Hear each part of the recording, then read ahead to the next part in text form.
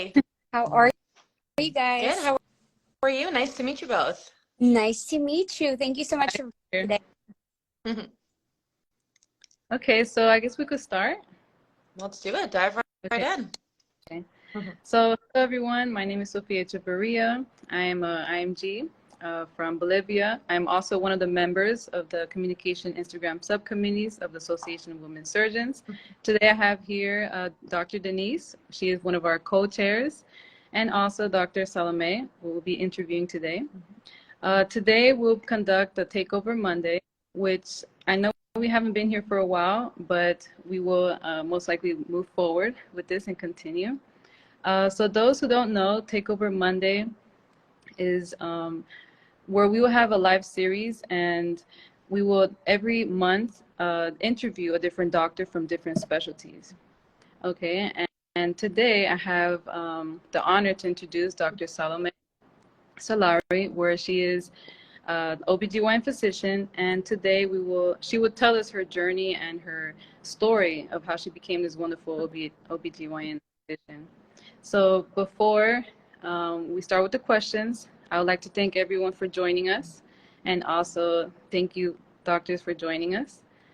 So please, Dr. Salomeh, please tell us about your medical school, your residency, where you applied, and also what are you doing currently at the moment? Sure.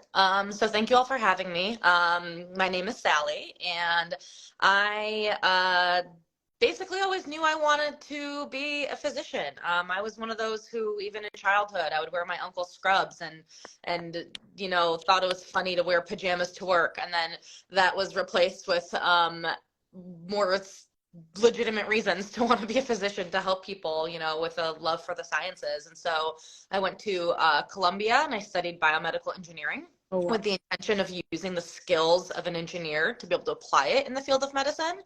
And then I went to Mount Sinai in New York to get a master's degree in biomedical sciences, where I was able to basically do a mini research thesis to try to get a sense of how I wanted research to play a role in my career before matriculating to University of Michigan for med school. I'm from there originally. I'm a big Michigan fan. For anyone who is a Big Ten sports fan, go blue. And I was very fortunate to have matched at Case Western for my OBGYN residency almost exactly 4 years ago now. I'm 2 months shy of graduating.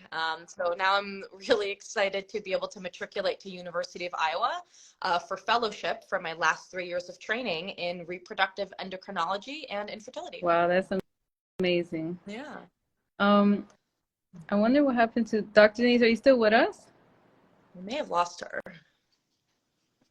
Let me see what happened. But that is awesome. There we go. Hey, I'm here. I don't know what happened. I apologize. I'm listening to everything you've been saying. We could start with the questions now. We have questions previously formulated. Absolutely. So I can get started. So my name is Denise Nemeth. I'm actually not a doctor yet, but I love that she calls me doctor already. Second year medical student still, a little bit of a non-traditional, so I may look like an attendee, but I am not. I am at UIW School of Medicine in San Antonio, Texas, and I'm aspiring rural surgeon. And so today, we definitely wanted to ask you about, what guided you to be an OB-GYN, but also I think OB-GYN is such a competitive specialty. It has become kind of like very hot, and I mean, surgery as a whole has become very competitive.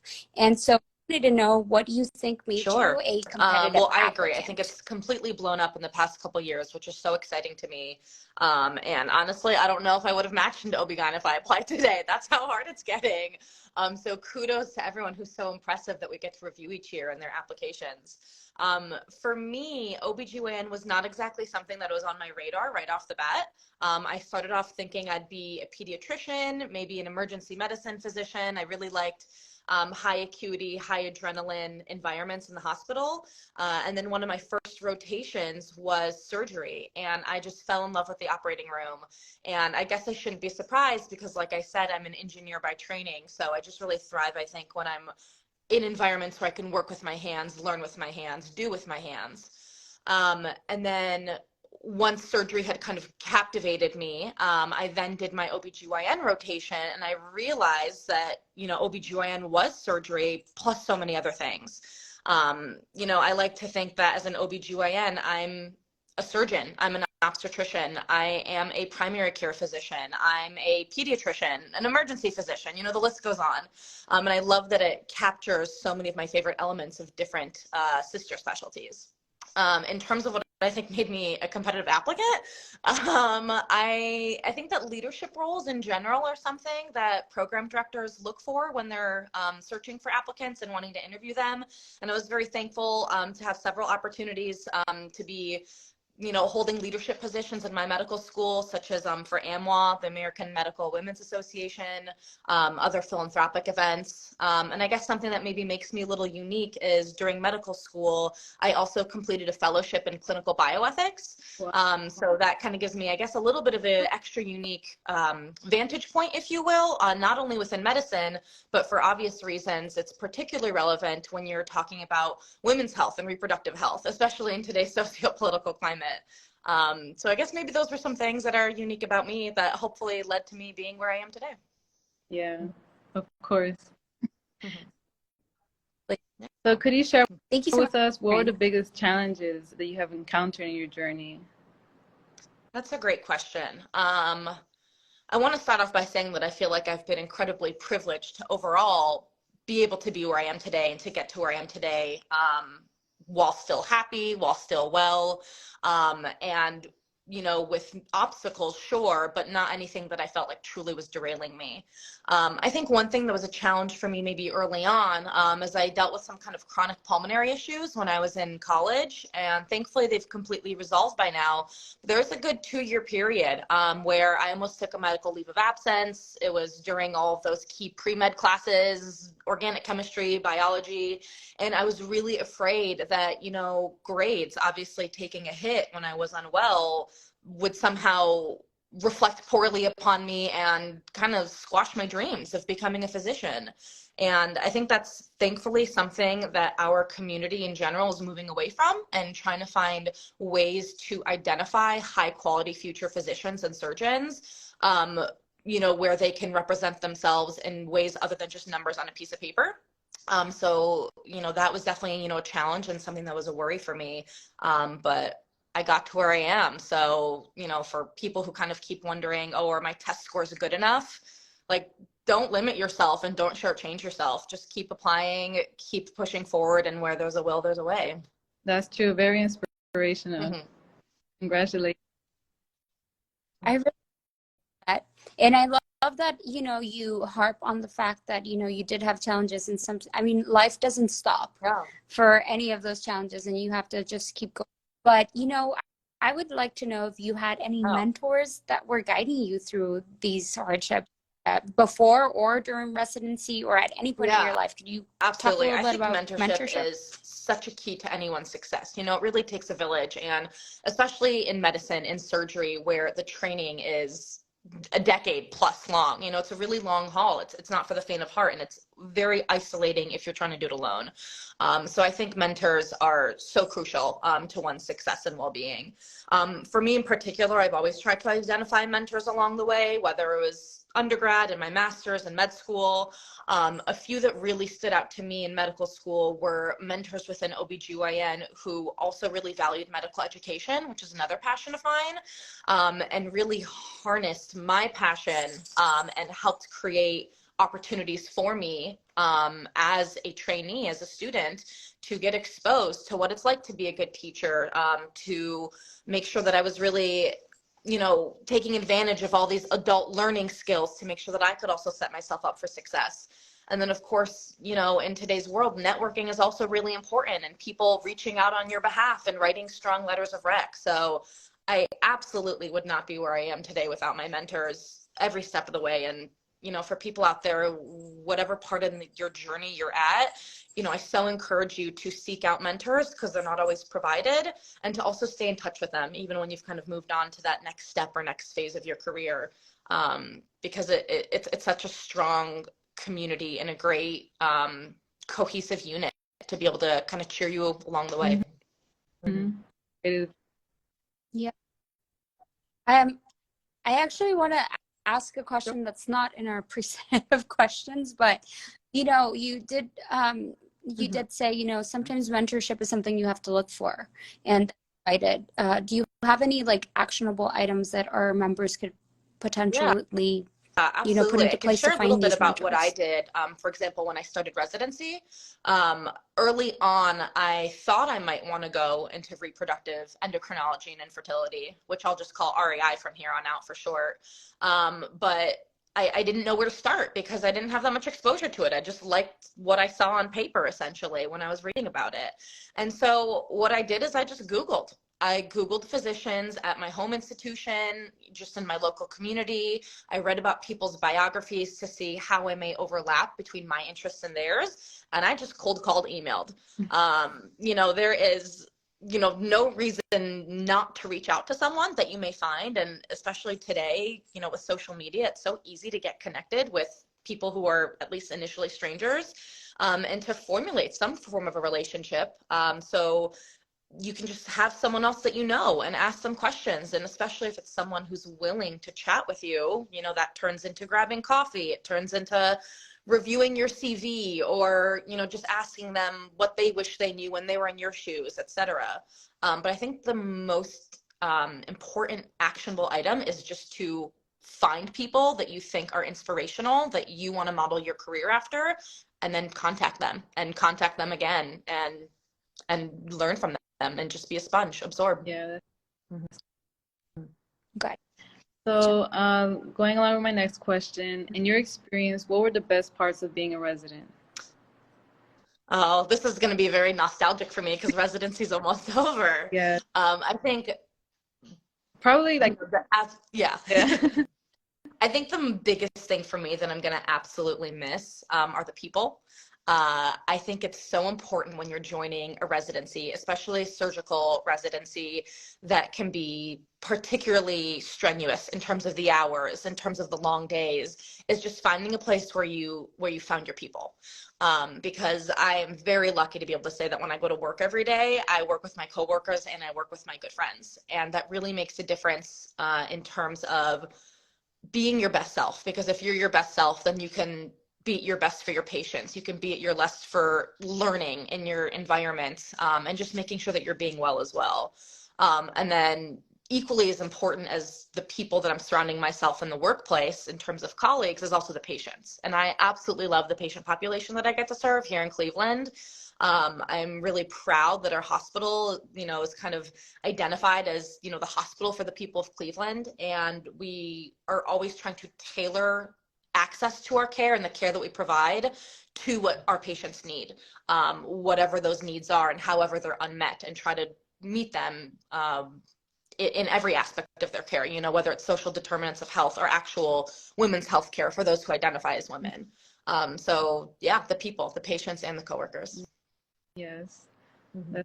That's a really good reason for it, because you also want to have residents and co-residents attendings and have like a family, because you're going every day to the hospital. Yeah, absolutely. We're our official, women's hospital name is McDonald Women's Hospital at Case Western, and we call ourselves Mac House. And it really is. It's very much like a familial environment, and that's something that immediately drew my attention when I was applying, and something that has completely held true throughout my almost 4 years of training here. Yeah.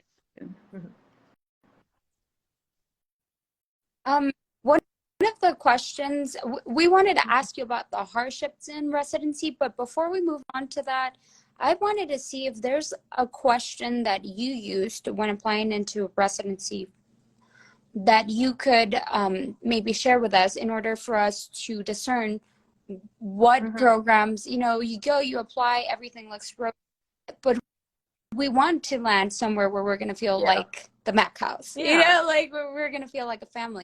What was one of your like questions that you used to Yeah. discern if that was the That's a place really for great you? What were question. you I think it can be asked in a question. It can also be observed, although of course this day and age it can be harder when a lot of interviews are virtual over Zoom. But for example, in those virtual, pre-interview drinks or socials, I would definitely encourage going to those, because I think you can learn a lot by just observing how the current residents interact with each other, how many of them are showing up and logging in, how friendly are they with each other. You can tell if you're, sitting in on a group of friends chatting versus if it's more just people who are acquaintances. And it's not to say that you have to be best friends with every co-resident, and maybe that's not something you're looking for in your future residency. But for me, that was important. And then in terms of questions, it was simple. It was just, what do you do outside of work and who do you do it with? And for my current residency program, it was very quick and easy for me to learn that not only did they all hang out with each other a lot, their significant others, their families were also included and spent time together. Even sometimes if the residents themselves weren't there, like people's partners would just hang out on their own. So yeah, and ACGME requirements exist for a reason. At the end of the day, being privileged to be able to match at a program will help you reach your career goals. And while different programs may have different minute details, at the end of the day, you're going to be a trained OB-GYN if you match into OB-GYN. And so for me, it was trying to ask the questions that had to do with community, with wellness, with what it's like living in that environment, working with that environment. I think asking about the relationships between attendings and residents is another really great way to get a sense of how hierarchical and formal is it versus how collegial it is and casual it is, while still maintaining the respect. Mm-hmm. Yeah. Well, that's fantastic. And what were like some of the hardships or like the challenges that you encountered when going into residency, while going through really residency? Tell us a little bit about that. I think, specifically as a procedural resident, one of the hardest things, but that any surgeon isn't going to encounter, is when you have complications in the operating room. Something that I've loved about being trained as a surgeon is that there is a real sense of graduated autonomy. And as you achieve each additional PGY level, you're doing more and more in the operating room, not only in terms of the physical steps of a surgery, but your attendings trusting you to make intraoperative decisions and troubleshooting when things aren't going quote unquote according to plan. I always like to say surgery isn't about number of steps. It's just, what is the patient's anatomy giving you, and you got to work with it and go from there. And being able to do that is a skill that you really need to fine tune with time, with close and safe mentorship. And while it's so exciting being able to hold the scalpel, being able to hold the laparoscopic instrument, and eventually getting to a place where you're even training junior residents, it of course comes with a huge amount of privilege and responsibility, because that's a patient on your operating table, and any move you make could have a positive or a negative effect on that patient's outcomes.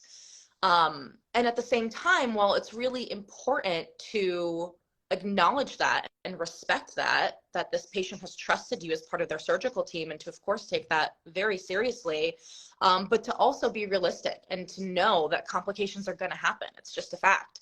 And they say if you don't have any surgical complications, you're probably not operating enough. So it's more, I think, a matter of understanding that it's an inevitable, of course trying to minimize it, trying to not make it a pattern, of course, because then that's maybe a larger issue, and trying to separate out patient outcomes and surgical outcomes from your sense of identity and confidence. Because you can be a high quality surgeon, you can be a confident clinician and physician, and have made a mistake in the OR yesterday, even though it's really hard to separate out the two. And I'll never forget, one of the first major surgical complications that I was involved with in the OR when I was the chief of the gynecology oncology service about a year ago. And it crushed me, and I felt so terrible, and kept playing over and over in my head, what did I do specifically, or how could have I prevented this injury. It was a urologic injury in the operating room. And thank God, first and foremost, the patient was fine and there were no long-term issues after keeping a Foley catheter in for a couple weeks. So that was huge in my being able to process it. But apart from that, it was just leaning on my mentors and reminding myself that this didn't mean I was a bad surgeon. This didn't mean my surgical career was over, but you take it as a learning opportunity and you try to figure out, okay, what can I do next time? What can I take away from this experience to better myself, not only for myself, but for my other future patients that I'll be operating on. Of course. That's true. Yeah. And that brings me to my other question. Mm-hmm. How does it mean a specialty that has the good of both worlds, clinical and surgical? Yeah, it's kind of going back to how I figured out that OB-GYN was the right specialty for me. It's a little bit of everything.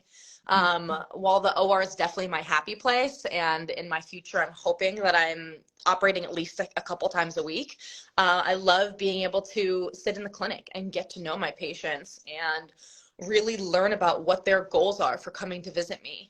Because at the end of the day, I can come up with the perfect gold standard treatment for, someone's disease, but it depends on what their goals are. Is it symptom control? Is it, in my case, a patient who's trying to get pregnant and wants to improve their fertility outcomes or what have you?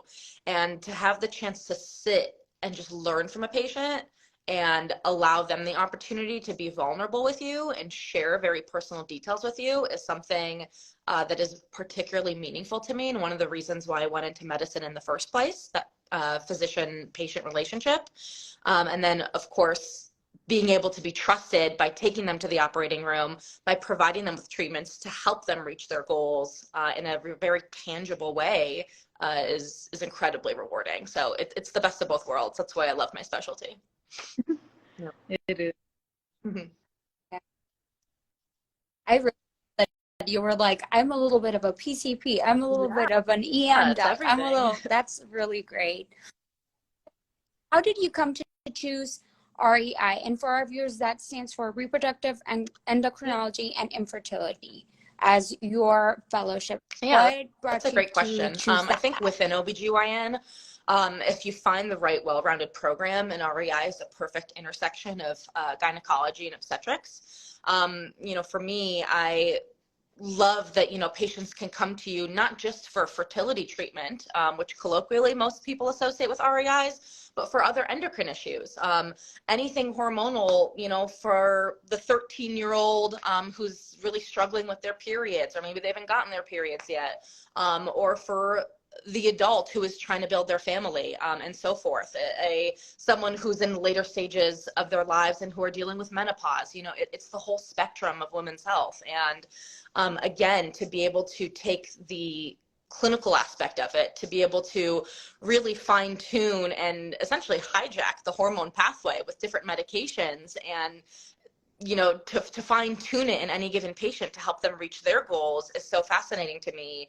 And layer that on top of being able to do surgeries to help improve, again, their symptoms if they have endometriosis, their fertility outcomes if they have some structural cause of, let's say, miscarriage.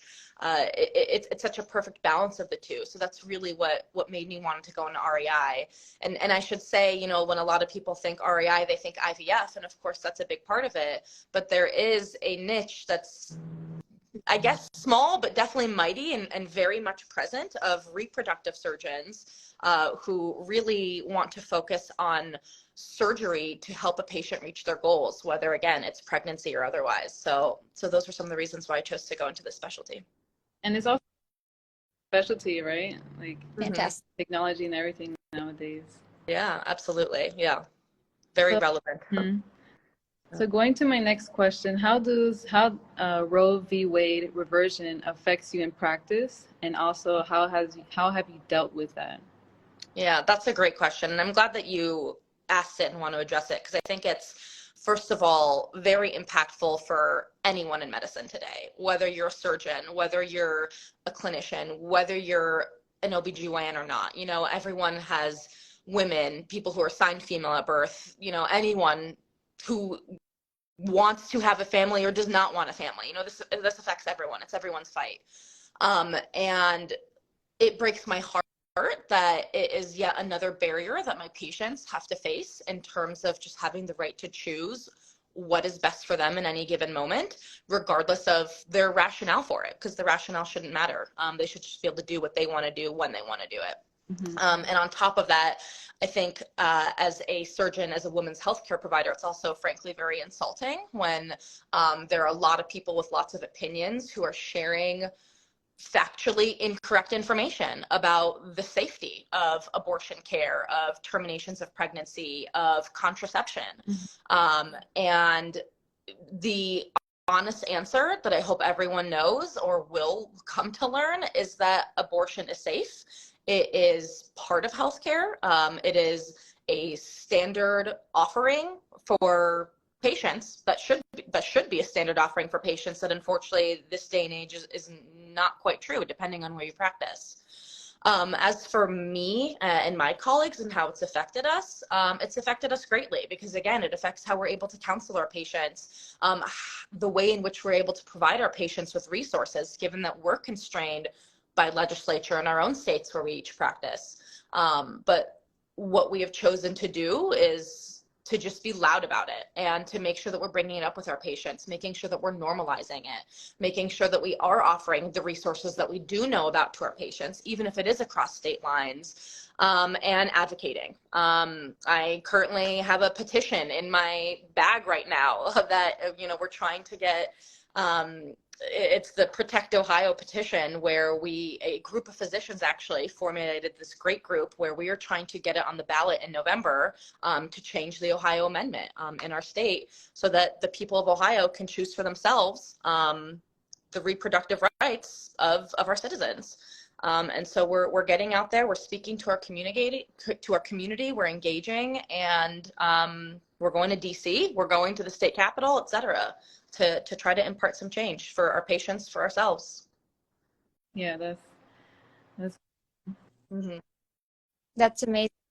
There's no impact policy, like as a physician, I'm glad that we touched this topic and that we were able to get an expert to tell us about it, because it does impact all of our patients and all of our practices. And so I'm really happy that we're willing to talk about that a little bit, and that you're out there advocating for your patients at the state and the national level, and that you're setting forth that example for us as women surgeons to go out there and be, courageous and just have our voices heard. So thank you so much. It's so uniquely challenging being a woman in a surgical field that historically has been male dominated. And I think it's really encouraging for me as a trainee, as a young surgeon, to see it move in the right direction with having more and more strong female surgical mentors. I think there's still a lot of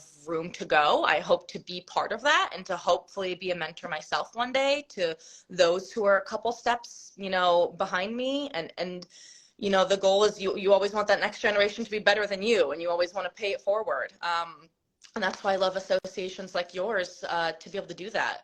I think it particularly rings true in OB-GYN as well, where, not only am I surrounded by a lot of strong female surgeons, but of course all my patients too are women, and women are a vulnerable population, and we shouldn't have to be. Yes, I agree. Agree. So a little bit about your specific practice, and we talked about, REI and about OB-GYN. We talked about it being clinical and surgical, but what is your favorite part of it? What makes it so unique to you? For REI, I think what is really fun is the broad spectrum of different procedures you can do in any given day. There are a lot of various office procedures that you can do that you don't need the main ORs for, whether it's, once you've stimulated someone to ovulate and you're doing an egg retrieval for them, whether they're going to freeze them or, kind of put them into embryos right away. Or doing an embryo transfer when someone's ready to implant an embryo that they have and they want to get pregnant in that current time. And those are procedures that you can do by the handful in the morning, before, after, in between seeing patients in the clinic. And then you go across the street or down the hall to the main ORs, and then you get to do the fun major cases. It might sound hypocritical, but I'm going to be one of those REIs who will do hysterectomies too, because it's reproductive endocrinology and infertility. So for people who have really terrible symptoms from their fibroids and heavy bleeding and they want their uterus out, I will take it out. And then right after that, the patient who just wants their fibroids out but their uterus in because they want to get pregnant, I'll do that too. So I think my favorite part is that there's a lot of variety of different types of surgeries and procedures you can do. And they're also very different in terms of the more minor, maybe simple, I guess you could call procedures, versus the bigger, more complicated, fun ones. And you brought up freezing embryos. Please, tell us about that, because I've noticed that also grown in popularity among. Yeah, so I mean, freezing embryos, I mean, that's been around for decades, and for longer than decades, and it's becoming a very popular option for people who need more flexibility with their family building. Whether it's someone who has a partner and they're just not yet ready to have kids and they want to wait longer, whether it's someone who has been experiencing infertility and have attempted a lot of different options, and have decided to procure a donated embryo from separate individuals, and they want to use those to get pregnant, similar to like sperm donation or egg donation. And it's more than also just embryos. A lot of people, especially, young, strong female surgeons who are not quite ready to start their families but want to have the option to, may also just want to freeze their eggs if they're not currently partnered. They say there's, I hate the phrase, advanced maternal age after the age of 35. There are some increased risks associated with pregnancy, and with attempting to even get pregnant. That's not a hard line in the sand, but the data is there to show that it can be harder to get pregnant for some people, and in trying to ward that off, I think thankfully there are increasing conversations as well surrounding the option of freezing your eggs or freezing your embryos, so that you don't have to feel like, as a woman surgeon, that you have to sacrifice your professional life, or vice versa. And it's kind of all in the spirit of trying to have it all, which I think is very doable, if you just plan a little bit. That's true. Yeah. And there's an initiative going on right now where those costs are being covered for some residents. And so we actually have a member of our Instagram team who is going to go and go through that. And she's going to document it all for us and share it on here. And I think it's going to be an incredible experience. We're so grateful that she's willing to share such a vulnerable moment, because it's, it's not normal, but she wants to make sure that other incoming residents, current residents, etc., they know that that's an option, what it feels like, what it's going to be like, because it is true. The advanced maternal age, I mean, I'm about to be 35 as well. And so, I'm about to be a geriatric pregnancy if I did get pregnant. Yeah. And I hate that, like one of I worked with, her pregnancy was like at 37, and of course, like she would come back from her visits, she's like, oh, they keep on calling it geriatric. No. I'm not geriatric. So definitely something that, as female surgeons, and as physicians in general, I think that has been a lot more up for the discussion. I'm very happy that it has been, and that we were putting a lot more attention to it. I'd be eager to hear about it. One of my passions kind of more globally within REI in general is trying to increase access to it, whether it's financial barriers or otherwise. It is something right now that a lot of people think as elective, but it shouldn't be. It's something that insurance should cover completely. Any person should have the right to build their family the way they think is best for them, whenever they think is best for them, regardless of other circumstances. And yes, finances are the major and most obvious barrier that are often highlighted, apart from other health disparities. But to be able to see people already trying to tackle that, I think is fantastic. Yeah, and just for our viewers that are coming in or what had missed the part where you were saying that you are, working on policy and going to Capitol Hill and doing this and that, like, that is the way that we are going to get coverage for these things, and that we are going to be able to impact that circumstance. So medical out there, future surgeons, current surgeons, you have to rally. That's Absolutely. what you have to do. You have And to go out there and do we're the work. seeing that it does work. So whether it's actually facilitating trips through your medical institutions to travel to speak with, local or state level representatives, or whether it's testimonials that can either just be written or in person. We have some really great models of advocacy in our residency, which I'm so thankful for. Whether it's just writing a letter, whether it's making a phone call, there are lots of little ways where, in volumes, in the masses, it can be very, very powerful. Mm-hmm. Yes. Oh. Mm-hmm. Awesome. So how do you deal with burnout going through that everyday lives with all those challenges and with your career, your family? Yeah, that's a great question, and one that I feel is particularly relevant because I'm post-call today and coming off of a month-long block of night shift, which can make you feel really down really quick if you're not careful. But I think the best way to try to combat burnout, well, first of all, I think trying to prevent it is really important. I think mental health support, however any individual can find that, is really important, whether it's with a professional or whether it's more informal with, trusted confidants. For me, as soon as I came to residency, I asked around looking for a therapist just to have one. At the time, I didn't have anything in particular I needed to talk about, but I just wanted to have someone that I'd built a therapeutic relationship with because I knew residency would be hard. And who doesn't want someone to talk to that's just dedicated to them for an hour, whatever, once a month or every couple of weeks? I believe everyone should have a therapist and have someone that they can go to process whatever it is that's going on in their lives. So I think prevention is really important, and normalizing and talking about it. And then to actually combat it, something that was always important to me, and it's a big part of my identity as a female surgeon, is that I'm not just a female surgeon. I am also a dog owner. I am also a significant other to a great partner. I am someone who loves to cook. I am, as of a month ago, a pickleball aficionado. Why not? Picking up little hobbies, finding ways that make you happy. And making sure that you carve out the time to do those things. It's so easy in medicine, especially as surgeons, to be very type A, to be very scheduled, because that's how you can fit it all in, which is great. That's how I am. And if you're not, more power to you. But I literally put it in my schedule. And that way I can make sure that I'm protecting that time that's just for me. That's Yeah. true. And I think it's very healthy to normalize mental health and to be also to, like you said, about hobbies, having a hobby. If it's doing something creative or working out, everyone has their way to deal with stress. Exactly. Yeah, absolutely.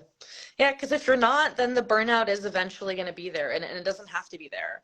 That being said, I think there are a lot of things that can change about medical culture and about residency to help also prevent burnout.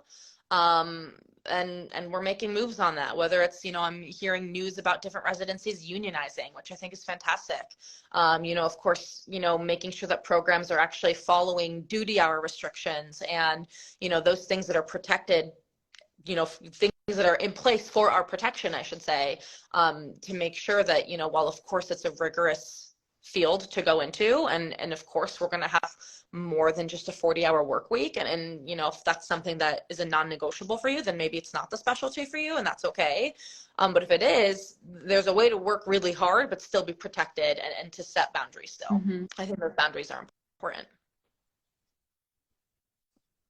Definitely. And even just like as a member of the medical community, like if you normalize it, the residents around you, the medical students that are rounding with you, etc., will also internalize that. So like back in the days, like they could say such a flex to say didn't like sleep almost for like you're 3 bragging nights or about something. it. And now, I mean, yeah.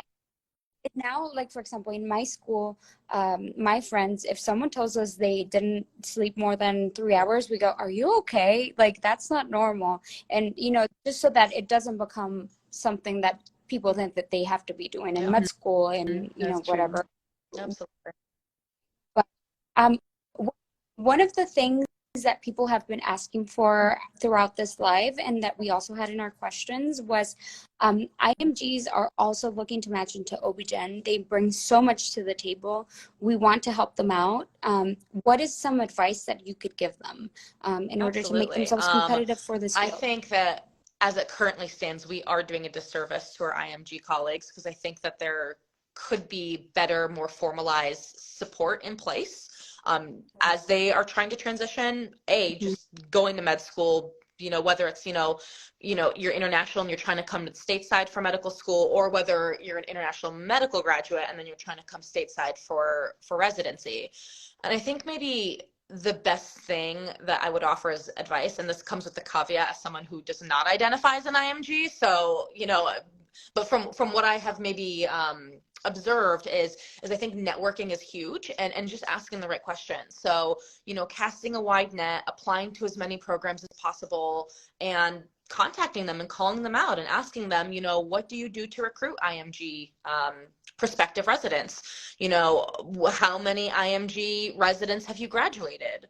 And then also perhaps trying to identify where faculty are who are IMGs and see where they've landed, all in the spirit of kind of like what we were talking about earlier, but seeking out mentorship and finding people whose careers you want to model yours after, or who have some sort of,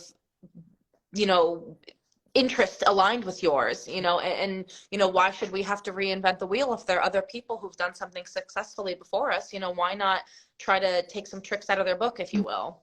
So I think it's all about creating a community, finding mentorship, networking, and making sure that you're targeting programs that value you as an IMG and what you are able to uniquely bring to the table, given your well-rounded background. That's true. And so for another advice for any future inspiring surgeons, what other advice do you have to say to them?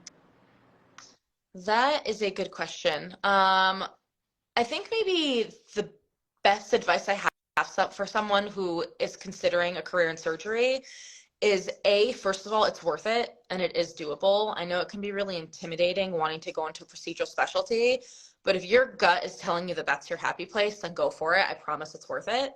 And second of all, while I think it's definitely true that there can be some inherent and innate skills that may translate into the OR and may make people come off like, they're a natural or they're born to be in the OR. And I love that. And that's so great for the people that applies to. And I think it maybe partially applies to me because I like working with my hands, but I'm not going to sit here and pretend that on day one, I just picked it up and saw all the surgical planes and had no issue at all. That's not realistic. Majority of people don't fall into that, category. I think at the end of the day, surgery is very much a learned skill. Sure, it comes to some people easier than others, but at the end of the day, if your hands were shaking more than you like when you've picked up a needle driver for the first time, or if you keep dropping the tissue that you're trying to delicately hold laparoscopically, find the sim center, go to the laparoscopic box trainer, take some suture from a surge tech that you should all be friends with surge techs. They're incredible. And they'll give you some suture and you practice at home. And, if you keep putting your mind to it, if you find mentors, if you seek out tangible feedback on ways you can improve in those skills, you will get there.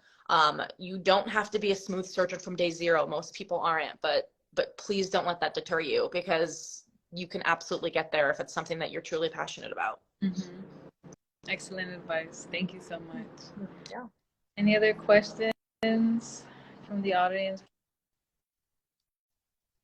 The audience had put any questions on there. We'll wait a couple of minutes, but thank you so much for being with us.